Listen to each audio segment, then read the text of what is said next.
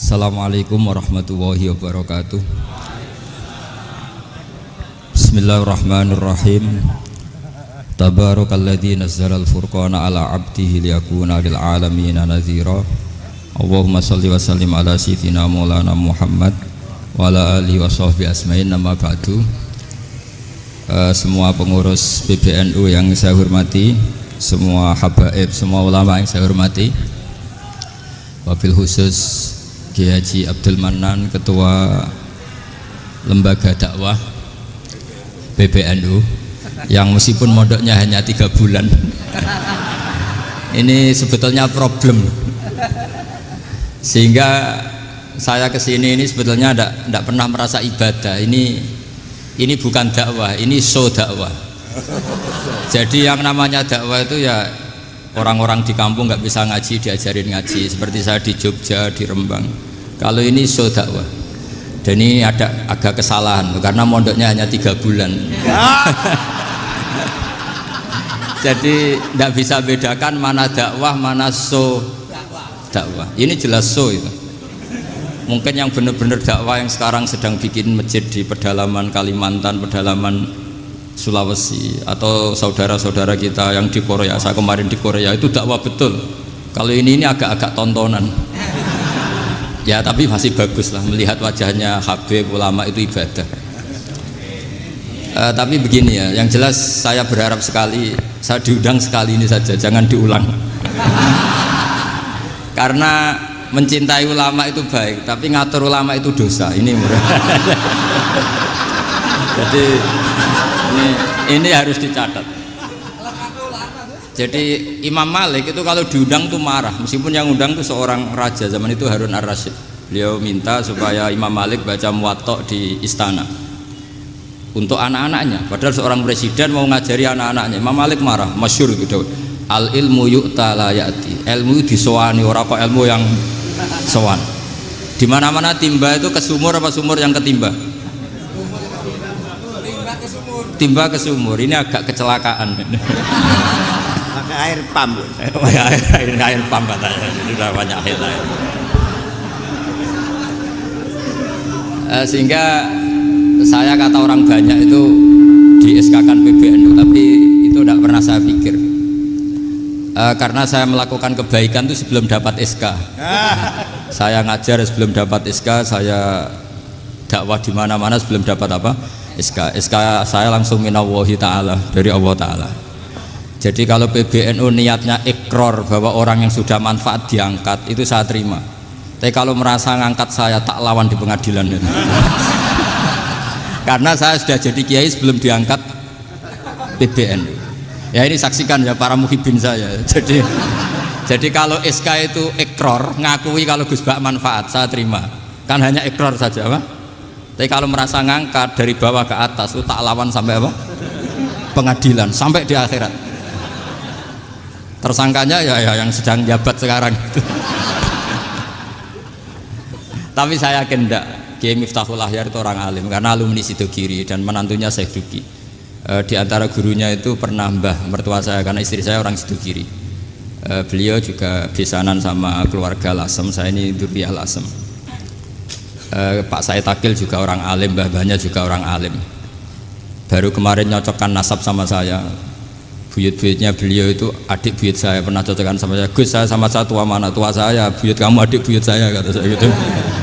Tapi saya tetap hormat sama beliau karena ya pernah sepuh umurnya setidaknya. Jadi saya ulang lagi, ngaji seperti ini itu sebetulnya lebih ke show, pertunjukan. Supaya pertunjukan ini tidak dosa, saya isi ngaji betulan. Tapi jangan diulang. Karena saya biasa ngaji rutin. Saya di Jogja tafsir Jalalain sudah juz 23. Pernah khatam hikam. Sekarang Nashihul Ibad separuh. Saya ngaji di Sidogiri Itkon, di Sarang Balaghatul Quran, di Hajen Lubul Usul, tapi sarahnya yang Thariqatul Husul, sarahnya Mbah Sahal Mahfud. Jadi baru di sini ngaji bersaing sama orang yang mondok berapa? 3 bulan.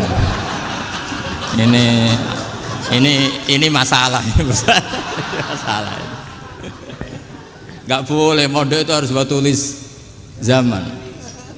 Tapi ya tidak apa-apa, mungkin laduni ya. Jadi kalau mondok cepet itu kemungkinannya apa? Laduni. Begini, tapi saya tertarik apa yang dikatakan Kiai Haji Abdul Manan tadi menyangkut kalimat tauhid. Saya ngaji di mana-mana bilang, kalau ngaji itu yang tahqiq itu detail. Detail itu bahasa Arabnya tahqiq. Jadi kita misalnya berpikir secara jernih, orang yang kafir 70 tahun itu pasti menjadi muslim karena melafadzkan la ilaha illallah. Dan itu bi ijma'il ulama. Semua ulama mengatakan demikian. Saya ulang lagi, itu bi ijma'il ulama. Karena mansus di Quran ada ayat kulil ladzina kafaru iyantahu yughfar lahum ma qad salaf. Kalau orang yang kafir 70 tahun bisa dihilangkan kekafirannya hanya dengan kalimat la ilaha illallah Muhammadur Rasulullah. Berarti kalimat ini statusnya apa? Penghilang kekafiran, apa? Penghilang kekafiran. Lalu ada kelompok yang mengatakan gara-gara kalimat la ilaha illallah dan pegang patok nisan itu orang menjadi kafir. Ini kan jadi paradok. Lafat yang kita statuskan sebagai penghilang kekafiran dengan lafat yang sama orang menjadi kafir. Itu nggak ketemu nalar. Mbok nalar paling apapun tetap nggak ketemu. Kecuali tadi ya dalilnya pokoknya ngotot tadi. Itu memang kacau itu. Tapi alhamdulillah mereka insya Allah ya sadar. Kamu jangan bayangkan mereka tidak sadar terus, berarti kamu doanya jelek. Bisa saja mereka sudah ingin sadar, berhubung digojlok ini terus nggak jadi sadar. Jadi jangan-jangan salah kita karena sering gojlok sehingga yang mau sadar jadi tidak apa? Nggak sadar. Saya tadi jam 10 sampai setengah 2 masih ngajar di pondok saya ngajar tafsir. Masih di Rembang sana saya. Terus saya ke Semarang, Delalah Muyassar. Ya mungkin agak-agak keramat, jadi tetap jam 3:4 saya bisa ketemu Habib Umar Hafid. Saya beberapa menit ya diskusi tentang manhaj beliau. Dan kebetulan saya sering belajar kitab beliau sama alumni-alumni Darul Mustafa. Meskipun saya tidak pernah ke sana, tapi saya tahu betul mazhab beliau. Karena al-arwah junudun apa? Mujannada. Begini, saya sering dingetikani Mbah Mun, politik tidak jelas itu bagian dari kejelasan. Ini yang perlu dicatat. Jadi politik tidak jelas itu bagian dari apa? Kejelasan. Misalnya begini, siapa yang mengira Khalid bin Walid yang sangat musuhi Rasulullah, dia panglima orang kafir ketika ngalahkan Rasulullah di perang Uhud, akhirnya Khalid bin Walid masuk apa? Islam. Begitu juga Wahsy, qatilu ahabbin nasi ila Rasulillah, pembunuh Sayyid Hamzah, akhirnya juga masuk Islam. Begitu juga Abu Sufyan, dia pemimpin besar kafir Mekah ketika perang Badar, ketika perang Khandaq, akhirnya juga Islam dan menjadi mertua Rasulullah Shallallahu Alaihi Wasallam. Dari fakta ini kemudian banyak ulama alim yang ngambil sikap itu ya coro Jawa itu anggang-anggang. Anggang-anggang itu gak tegas, tapi gak tegas dari rumusan ilmu yang detail. Saya ulang lagi, gak tegas tapi dari rumusan ilmu yang apa? Detail. Bisa saja orang yang sekarang kafir suatu saat mukmin atau muslim. Bisa saja yang sekarang sedang fasik suatu saat soleh. Bisa saja yang mondok 3 bulan Rois PB NU. Sementara yang mondok lama kadang Kiai RT. Tapi itu hanya hukum duniawi. Saya yakin yang Kiai RT ini PBNU di akhirat. Karena mondoknya lebih apa? Lama. Itu tak jamin. Saya juga berencana mimpin NU di akhirat saja, bukan di dunia. Makanya saya mohon SK itu berakhir muktamar mendatang. Karena saya sudah kiai sebelum diangkat. Makanya saya ulang-ulang, kalau pengangkatan itu niatnya ikrar, saya terima. Tapi kalau niatnya ngangkat, tak gugat di pengadilan. Ini tidak guyon, ini betulan itu. Ya, tapi ini hanya guyon saja. Nah, ini penting saya utarakan teori ngaji ya.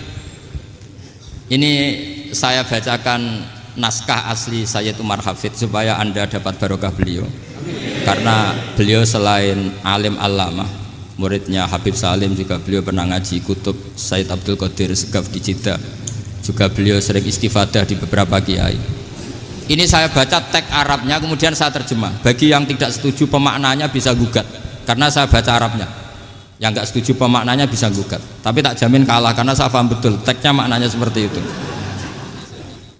Logikanya tadi ya, ketika Rasulullah ngambil sikap tegas kepada Qatilu Hamzah yaitu Wahsy, dan ketika Rasulullah ngambil sikap tegas pada orang-orang yang mengalahkan beliau di perang Uhud, kaifa yuflihu qaumun fa'alu bi anbiya'ihim hakadha, bagaimana mereka jadi orang benar atau orang yang dapat kebahagiaan kalau mereka perlakuannya seperti Nabi seperti ini, yaitu Nabi sujja wajhu masyhur wa kusirat ruba, yaitu Nabi itu wajahnya terluka, gigi serinya tanggal. Orang-orang seperti ini tuh nggak akan bejo kalau orang Jawa, nggak akan falah. Tapi apa yang terjadi? Allah menurunkan ayat laisa laka minal amri syai'un aw yatuba 'alaihim aw yu'adzibahum. Muhammad itu bukan wilayah kamu ngecap orang, menstigmasi orang itu tidak wilayah kamu. Saya bisa saja mengampuni mereka atau menyiksa saya itu atau menyiksa mereka itu wilayah saya, kata Allah. Saya bisa saja mengampuni mereka atau menyiksa mereka itu wilayah saya. Sehingga akhirnya apa? Rasulullah tidak ngambil sikap yang mungkin orang lain mengatakan itu tidak tegas, tapi itu kearifan. Betul, akhirnya Wahsy malah masuk Islam. Khalid bin Walid panglimanya juga masuk Islam. Dan beberapa orang kafir juga masuk Islam, termasuk mimpinihim, ketuanya yaitu Abu Sufyan. Ini penting saya utarakan. Makanya ini saya baca pembenaran dari konstruksi pikiran tadi. Nah ini supaya khas. Ini khasnya orang mondok 10 tahun nih. Jadi ini saya baca ini. Nah, biar jelas ini nanti tagnya persis ya, tidak saya rubah. Ini di kitabnya Habib Umar Hafid, namanya itu Taujihun Nabi Limardoti Bari. Kalau diterjemah ya mengarahkan orang yang sadar. Nabi itu orang yang sadar ya, sampai ini termasuk orang yang sadar. Limardoti Robbi, menuju mendapat ridho Tuhan atau Allah Subhanahu wa Ta'ala. Saya baca tagnya ini di halaman 179. Ini tidak ada yang saya rubah, tidak saya kurangi. Bismillahirrahmanirrahim. Fala buddha an wattina qulubana ala annana khodamatu ahli hadal qaul wa yattali'u wa min qulubina annana na'taqidu imkaniyata ayyasfa'a fi ahadina yaumal qiyamati man huwal ana kafirun yuslimu faya'lu sya'nu indal haqqi fayakunu sababan li kholasika fil qiyamah yumkinu dzalik. Jadi kita para dai, para kiai itu adalah khodamatu hadal kaun. Kita ini adalah pelayan alam raya ini yang selalu berharap alam ini akan lebih baik. Orang yang sekarang sedang kafir bisa saja nanti yang nyafaati kamu di akhirat, yaitu mereka masuk Islam lalu Islamnya lebih serius, akhirnya punya hak syafaat. Sementara kamu Islam mulai kecil tapi biasa-biasa saja seperti ini, mulai dulu ngaji terus sama Ki Abdul Manan, nggak pernah yang ngisi ngaji, itu artinya nggak ada perkembangan. Makanya saya nggak ingin ngaji lagi karena saya ingin perkembangan Anda nanti tukang mengisi, bukan yang diisi. Kalau saya nanti ngaji lagi di sini, artinya Anda kalau tetap mendengarkan itu tidak ada perkembangan. Pantas saja saya mulang Gus Bahak sampean sing ngaji. Sekali-kali ada perkembangan, saya ngaji sampean yang mulang, itu bagus itu. Meskipun itu perkembangan yang menyesatkan.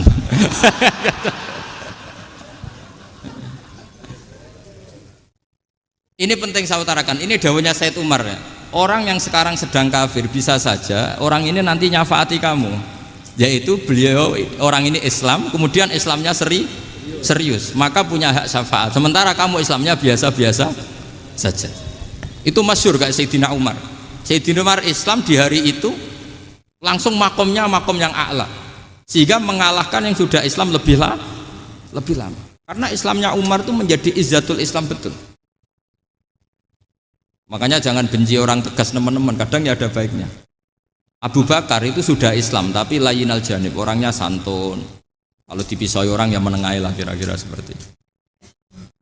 Begitu juga Bilal, Ammar, Suhaib. Singkat cerita, Rasulullah itu sering dibully ya, sering disiksa orang-orang kafir. Rasulullah berharap, wah kalau yang Islam gini terus repot. Melihat Umar ini petarung di pasar Uka, dia dapat uang itu kalau tarung, menangan. Kata Rasulullah, kalau ini yang Islam ya bagus. Beliau berdoa, Allahumma aizal Islam bi Umar. Itu kira-kira 2 hari dari doa beliau, Umar masuk Islam. Itu pertama masuk Islam itu orang-orang kafir diparani. Kalau kamu ganggu Rasulullah Muhammad tak bunuh. Semenjak itu orang kafir yang gentenan sembunyi. Sehingga kata para mereka yang Islam, Islam selalu jaya mut aslama Umar, ketika Umar masuk Islam.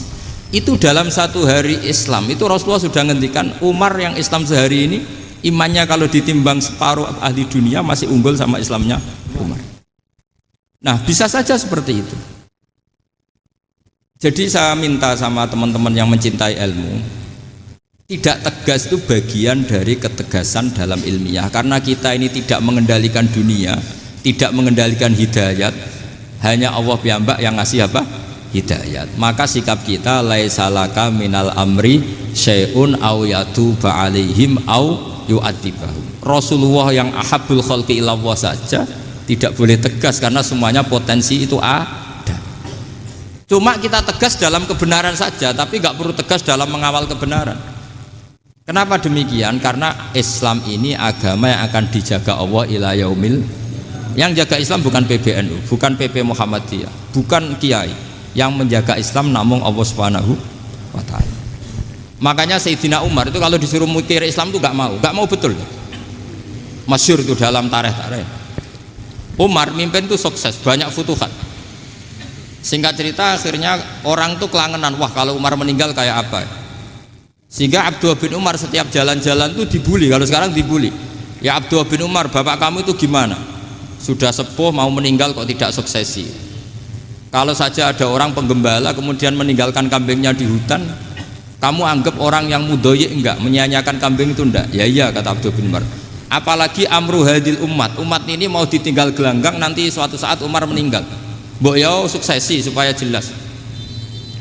Logika itu diaturkan ke Umar radhiyallahu anhu, ke Sayyidina Umar. Pertama Umar agak tertarik dengan logika itu. Lama-lama beliau marah. Tidak jadi. Saya tetap tidak akan istikhlaf, tidak akan suksesi. Dan saya tidak akan mikir Islam katanya. Islam akan diurus oleh Allah Subhanahu.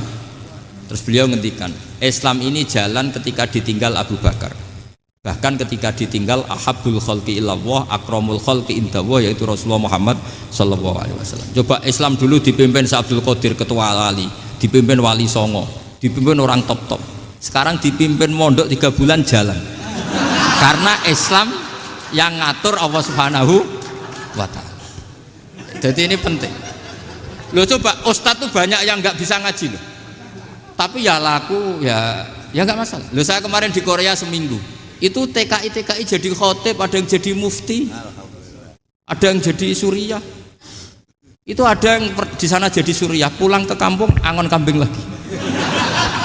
Loh itu teman saya kenal. Iya suriah Korea tapi. Artinya gini, bahkan masjid semua yang di Korea itu didirikan oleh TKI dan TKW. Mereka digerakkan Allah untuk mikir agama, karena agama ini milik Allah. TKI saja mikir. Makanya ini penting, yo dakwah tapi tauhidnya sing kenceng, jangan dakwah kenceng tauhidnya kendor. Itu bahaya betul. Saya ulang lagi ya, ini dawuh Habib Umar. Jadi kata beliau, fala budda an wattina qulubana. Kita harus yakin seyakin-yakinnya bahwa semua kemungkinan itu mungkin. Makanya masyhur dalam tarikh ketika kafir Quraisy mau disiksa oleh para malaikat karena mereka sering menyakiti Nabi, kata Nabi gimana? Jangan. Saya berharap kalau bapaknya tidak mukmin, suatu saat anaknya mukmin. Masyhur dalam tarikh. Musuh Nabi besar siapa? Walid bin Mughirah. Punya anak Khalid bin Walid. Abu Lahab punya anak Darrah, itu mukminah yang baik. Abu Jahal punya anak Ikrimah, itu mukmin yang baik. Di Indonesia lebih hebat lagi. Bapaknya ra iso maca Quran, anaknya hafid. Bapaknya utun ratamat SD, anaknya jadi dekan. Di Indonesia banyak orang nggak siapa-siapa, anaknya jadi presiden, anaknya jadi menteri. Artinya jangan karena bapaknya kafir kamu nganggap anak turunnya pasti selalu kafir. Teori itu sudah salah zaman Rasulullah. Yaitu Walid akhirnya punya anak Khalid, Abu Lahab punya anak Darrah. Terus siapa? Abu Jahal punya anak siapa? Ini penting saya utarakan karena dakwah kalau terlalu semangat nanti kalau menghilangkan tauhid bahaya. Tetap innal huda. Uni Soviet kayak apa? Mengkooptasi negara-negara sekelilingnya sampai jadi Zuni. Tapi apa yang terjadi? Uni Soviet yang runtuh, persemakmurannya semua rata-rata jadi negara apa? Islam, kayak Uzbek, kayak Ceknya, kayak apa-apa. Karena agama ini diurus Allah. Sehingga kalau tapi kamu ngitmai agama nggak apa-apa. Makanya istilahnya Habib Umar khodamah itu pelayan, nggak apa-apa. Kita ngitmai agama itu nggak apa-apa. Dengan ngitmai terus mikir nggak apa-apa. Tapi jangan mikir yang merasa kalau kita mati, wah nanti agama ini kukut karena saya mati. Kamu itu siapa? Agama Islam ini tidak pernah dipasrahkan kamu. Diurus oleh Allah Subhanahu wa taala sendiri. Sehingga ketika Wali Songo meninggal, agama ini tambah kuat sampai sekarang. Kecil saya itu kalau pengajian susahnya bukan main, harus izin sana sini. Sekarang setiap pengajian polseknya datang, polresnya datang, nggak ada intel, nggak ada apa. Padahal kiai dulu sama kiai sekarang itu kira-kira alim mana? Alim kiai dulu. Mbah Hasyim Asy'ari itu ngarang kitab sampai dibaca di Yaman. Saya sering baca juga kitab beliau, Risalatu Ahli Sunnah wal Jamaah. Kiai sekarang mau terjemah aja kadang salah memahami. Tapi ya Islam tetap jalan karena Islam ini dikawal, dijaga oleh Allah Subhanahu wa taala. Maka kalau dalam cerita tarikh sirahnya Ibnu Ishaq itu, tauhid itu penting. Beliau cerita begini. Sayyid Abdullah itu namanya Abdullah bin Abdul Muthalib. Kita tahu kenangannya Rasulullah terbanyak itu bukan dengan Sayyid Abdullah tapi dengan Sayyid Abdul Muthalib, dengan mbahnya. Karena Nabi itu mulai kecil dirawat oleh siapa? Mbahnya. Yaitu yang disebut Nabi ketika 2 bulan kan abahnya sudah meninggal. Ya saya baca ya, pakai bahasa Arab biar jadi bid'ah. Nanti kalau bahasa Indonesia ada bid'ah. Tidak betul. Diba atau berjanji sebenarnya itu kitab sejarah, berhubung dibaca bahasa Arab terus kayak mantra. Terus yang belakang mau nyenggai soleh aleh, sehingga kubu sebelah bilang tuh khurafat dan bid'ah. Coba diterjemah ini, coba nanti saya baca bahasa Arab. Walamma tamma min hamli syahroni ala masyuril aqwalil marwiyatu fiya bil madinati abuhu abdullah wa kana qad istaza bi akhwalihi bani adi minat taifatin najariyah wa makatha syahron saqiman yu'anu nasukmahu wasyakwa. Terus di pojok sana bilang soleh aleh. Pasti kubu sebelah yang liwat, wah itu khurafat bid'ah karena dianggap mantra. Padahal artinya coba sampean baca bahasa Indonesia. Ketika hamil Rasulullah umur 2 bulan, abahnya meninggal di kota Abwa. Kota Abwa adalah kota keluarga besar ibunya Sayyid Abdullah. Kebetulan pas ke sana beliau sakit sampai 1 bulan dirawat. Bid'ahnya di mana kalau diterjemah? Wong itu kitab tarikh. Makanya saya nggak tahu yang membidah-bidahkan tiba itu karena tadi. Tapi sampean juga ikut salah karena nyenggai sholawatan tok itu. Jadi makanya saya bilang tadi kalau bahasa Arab bid'ah, kalau sudah terjemah tidak bid'ah karena kelihatan kalau itu hanya kitab tarikh. Loh, coba bid'ahnya di mana? Wa ba'du fa'aqulu wa Muhammad bin Abdullah bin Abdul Muthalib bin Hasyim. Itu kalau diterjemahkan, kamu harus tahu siapa nama Muhammad. Muhammad punya abah siapa? Rasulullah Muhammad Abdullah. Punya abah siapa? Abdul Mut. Punya abah siapa? Hasyim. Coba baca gitu di kubu sebelah. Oh iya gitu. Berhubung kok baca bahasa Arab. Wa ba'du fa'aqulu wa Muhammad bin Abdullah bin Abdul Muthalib bin Hasyim. Jadi itu hanya salah baca saja. Maksudnya salah yang ngukumi, bukan salah yang baca, salah yang apa? Ngukumi. Sayyid Abdullah ini orang yang tauhidnya sangat kuat. Sayyid Abdul Muthalib lebih kuat lagi. Saya cerita sedikit betapa pentingnya tauhid. Ketika pasukan Abraha bawa pasukan gajah mau menyerang apa? Ka'bah. Itu sebelum menyerang itu semua aset-aset milik orang kafir Quraisy, milik orang Quraisy lah. Itu ditawan, diambil, termasuk milik Sayyid Abdul Muthalib, milik Abdul Muthalib. Terus ketika mau masuk Ka'bah, mau masuk Mekah, kata Abraha, man sayyidu hadal wadi, siapa yang kamu tuakan, yang kamu pertuan di sini? Oh, Abdul Muthalib. Abdul Muthalib itu dipanggil, itu auranya luar biasa. Abraha yang di tempat perkemahannya itu harus duduk di atas karena dia raja, itu duduk di atas gak berani. Saking wibawanya Abdul Muthalib, ini mbahnya Rasulullah. Akhirnya Abraha bilang gini, saya duduk di bawah tidak mungkin karena saya raja. Kamu duduk jejer saya tidak mungkin karena nanti umat saya kecewa karena raja kok disaingin gitu.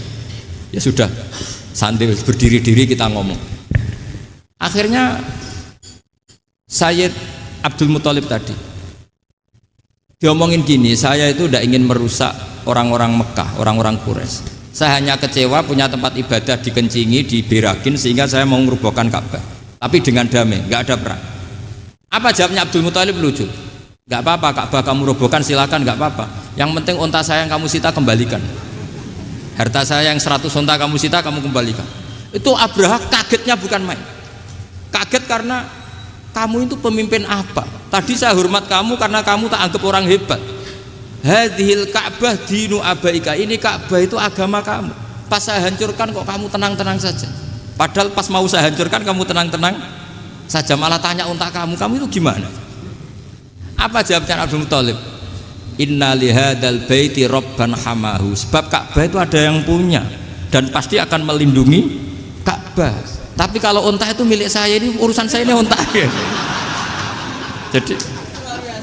Jadi inna lihadal baiti robban hamahu itu tidak milik saya, itu ada yang punya. Ya sudah, biar yang punya aja yang jaga, itu tidak urusan saya. Akhirnya unta dikembalikan, aman deh, untung double. Terus akhirnya dia ke Ka'bah, fa'akhudha bi halaqatil bab, karena dulu apa itu halaqatil bab, karena dulu itu yang dipakai apa itu pegangan itu bentuknya apa, bulat, makanya diistilahkan halaqah apa, bulat. Kalau sekarang halaqah ilmiah itu seminar. Tidak. Halaqah dituburuhi lain lagi. Ya. Pegang terus bilang gini, kata Abdul Muthalib, ya Allah, Ka'bah ini mau dihancurkan oleh Abraha. Ka'bah ini milik kamu. Saya mau ke gunung, mau melihat apa yang kau lakukan terhadap orang yang mau merusak Ka'bah. Terus Abdul Muthalib bilang ke umatnya, waya qaumi, ayo kita ke gunung melihat ma fa'ala rabbuna, apa yang akan dilakukan Tuhan kita terhadap orang yang mau menghancurkan Ka'bah. Jadi santai saja, santai. Terus Abdul Muthalib naik gunung sama orang-orang Quraisy. Abraha datang mau merusak Ka'bah, terus terjadi alam taro kaifa fa'ala rabbuka bi ashabil fil. Itu melihat, dan betul Ka'bah dijaga Allah. Islam juga gitu. Ketika Islam dikooptasi Uni Soviet, semua ulama, semua wali perasaannya hanya nunggu kehancuran Uni Soviet, karena pasti agama ini dijaga Allah. Saya setiap sholat, setiap munajat, ketika baca Rabbana lakal hamdu bil samawati wa mil'ul ardi. Dulu saya iskal itu janggal. Ya Allah, engkau zat yang layak dipuji, yang pujian itu memenuhi langit dan bumi. Pikiran saya kalau bumi ateis itu mujinya kayak apa? Tapi Masya Allah, ketika saya datang di Korea, bumi ateis, ternyata di sana banyak masjid, banyak tasbih, bahkan ada sakduna di sana. Karena Allah sudah ngendikan lakal hamdu mil'us samawati wa mil'ul ardi. Dan sekarang nyata, semua bumi ateis, bumi apa saja, ada tasbihnya, ada tahmidnya. Makanya sadaqallahul adzim ketika ngendikan sanurihim ayatina fil afaq walladzi arsala rasulahu bil huda dinil haqqi liyuzhirahu 'alad dini kulli. Makanya saya mohon sekali bahwa agama ini harus kamu khidmah. Tapi enggak boleh kamu pikir. Atau dibaliklah, khidmah maka memikir. Tapi tidak usah GR bahwa agama ini diserahkan sampean. Saya juga agak ridho. Agama kok diurus orang-orang kayak gini, kayak apa nasibnya? Jadi ini penting, karena rata-rata kiai alim itu tidak jelas. Terus oleh orang-orang yang nggak pernah ngaji itu, wah ini nggak jelas, nggak tegas. Islam itu harus tegas. Maksudnya tegas itu kayak apa? Tegas itu di wilayah kita. Kalau istri kamu mau diperkosa orang itu boleh tegas, itu wilayah kamu. Tapi kalau hidayat itu wilayahnya Allah Subhanahu wa Ta'ala, kita tidak pernah tahu. Bahkan yang sudah Islam saja, nyuwun sewu, itu nggak ada jaminan mati husnul. Kita tahu dalam sejarah Sa'labah itu dapat gelar hamamatul masjid, merpatinya masjid. Tapi kita tahu akhirnya Sa'labah itu apa? Su'ul khotimah. Sampai dalam Islam selalu diajarkan ya muqallibal qulub tsabbit qalbi ala din. Jadi kalau kita sendiri saja masih ingin selalu husnul khotimah, agak ada ruang untuk mudah menvonis orang lain. Makanya saya salut sekali ketika Habib Umar menulis kita semua ini mengkhidmai hadal kaun, dan selalu berharap bisa saja suatu saat orang yang sedang kafir bisa saja suatu saat muslim. Nah soal kalau yang sama yang harbi menyerang kita ya tarung. Kalau artinya kalau yang merangi kita ya kita wajib perang, kalau enggak ya habis kita. Seperti kita lakukan ketika diserang Belanda. Tapi ketika mereka musta'man, dhimmi, mu'ahad, orang-orang kafir yang mau berdamai dengan kita, ya kita damai. Sebagaimana yang dilakukan Rasulullah SAW ketika berdamai dengan kafir Quraisy yang dipimpin Suhail bin Amr. Masyhur itu dalam tarikh. Singkat cerita kan Sayyidina Ali ini pernah konflik sama orang Khawarij. Kata Sayyidina Ali, ya sudah lah, namanya kita musuhan, kita tidak usah ketemu, pakai mediator, kata Sayyidina Ali. Kata orang Khawarij, ini apa-apaan kok butuh mediator, nggak ada Qur'annya, ada hadisnya. Kira-kira kalau Pak Sayyidina Ali orang Jawa, nggak ada apa tidak tahu. Walhasil Sayyidina Ali akhirnya baca ayat, wa in khiftum shiqaqa bainihima fab'atsu hakamam min ahli wa hakamam min ahliya. Jika suami istri tengah konflik, maka yang keluarga suami kirim mediator, yang keluarga perempuan juga kirim. Terus kata Sayyidina Ali, wa amru ummati Muhammad a'dhamu min amri rajulin wa imra'atin. Kalau suami istri saja ketika konflik butuh mediator, apalagi ini kelompok besar pasti lebih butuh mediator. Akhirnya lalu mediatornya siapa? Kata Sayyidina Ali, ya siapa saja yang penting baik. Ditunjuk seseorang, diprotes sama orang Khawarij, ini orang nggak kredibel. Oh, ini. Terus Sayyidina Ali marah-marah. Rasulullah itu pernah berdamai dengan orang, bahkan orang itu kafir, yaitu Sulhul Hudaybiyah. Nabi itu berdamai dengan orang yang bernama Suhail bin Amr, ketika itu kafir. Makanya ini menunjukkan bahwa musolahah ma'al kufar itu boleh demi kelangsungan bernegara, berbangsa. Kamu tidak usah meragukan reputasi NU. Ketika dulu kafirnya kafir harbi zaman Belanda, ya Mbah Hasim fatwa apa? Jihad. Jadi jangan kira tidak tegas, kita tegas sekali. Justru kita yang punya masa lalu tegas. Tapi kepada siapa dan dalam konteks apa? Paham ya? Terus ini penting sekali untuk dijernihkan. Ini saya baca berikutnya nanti, tidak supaya tahqiq. Saya syukur sekali, saya tadi sekaligus minta ijazah sama Habib Umar, dan memang saya ngaji ini lama sama teman-teman alumni Yaman, cuma belum pernah ketemu mu'alifnya. Tadi saya ketemu minta ijazah itu dan beliau senang sekali, bahkan sempat bikin tulisan di kitab saya ini. Sama tidak perlu baca, karena kalau bisa ya biasa, kalau tidak bisa malu ya sudah, tidak usah baca sudah. Terus ini kata beliau, ini masih saya teruskan. Nahnu min hadhil intilaqah naktasibu thabatana wa quwwata yaqinina wa illa fa fil ardi mu'aridun wa muntaqidun wa mukhalifun min akhyarin wa asyrarin sholihin wa fasikin muslimin wa kuffar. Kalau kamu punya satu metode ilmiah, metode dakwah, kamu harus siap, karena pasti ada yang menentang. Yang menentang itu ya mulai orang soleh, tidak soleh, orang macam-macam. Jadi kalau sudah punya manhaj, memang dari awal harus siap apa? Ditentang. Jadi misalnya PBNU punya kebijakan apa, ya sudah siap saja dibully. Itu pasti itu, karena nggak ada manusia semua suka, semua benci. Kata beliau, anta in kunta fi syakkin min hadzal maslak wal manhaj fattabi man syi'ta wasaha angka ghaniyah wa in kunta ala yaqinin annahu al huda wa mirasun nubuwah wa annahu haqiqatu tarjamatil ahdi ma'rab fala tata'athar min kalami ahadin yakunu mangkana. Jadi intinya kita mengawal Islam secara rahmatanil alamin itu justru kita berharap menjadi simpatik dan menjadikan mereka menjadi Islam. Jangan ketika simpatik dianggap gak tegas. Saya masih ingat betul dawuh Mbah Mun, hak sekseni, kata beliau. Saya masih ingat kalimatnya, sekseni.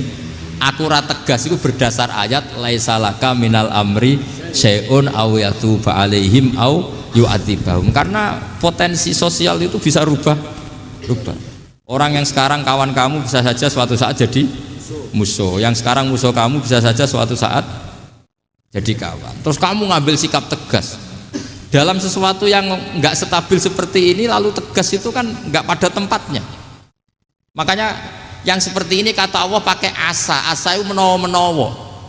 Asa wahu ayyaj'ala bainakum wa bainal ladzina ataitum minhum mawaddah. Bisa saja orang yang sekarang musuhan dengan kamu suatu saat dijadikan mawaddah. Kamu udah mawaddah itu saling mengasihi. Kamu udah usah tanya, wallahu qadir, kata Allah, karena Allah mampu. Jadi dalam hukum-hukum sosial Allah seringnya bilang apa? asa. Misalnya wa asa antakrahu syai'a wa huwa khairul lakum, wa asa antuhibbu syai'a wa huwa syarrul lakum. Karena masalah sosial ini semuanya asa, yang pernah tahu siapa. Bisa saja sekarang saya Rois Suriah, nanti SK-nya nggak turun lagi, tapi saya tidak apa-apa. Bisa saja nanti santri 10 tahun dipimpin 3 bulan, nggak apa-apa. Bolak-balik nggak apa-apa, saya tidak akan kecewa. Karena masya Allahu kana wa malam yasa lam yakun. Assalamualaikum warahmatullahi wabarakatuh.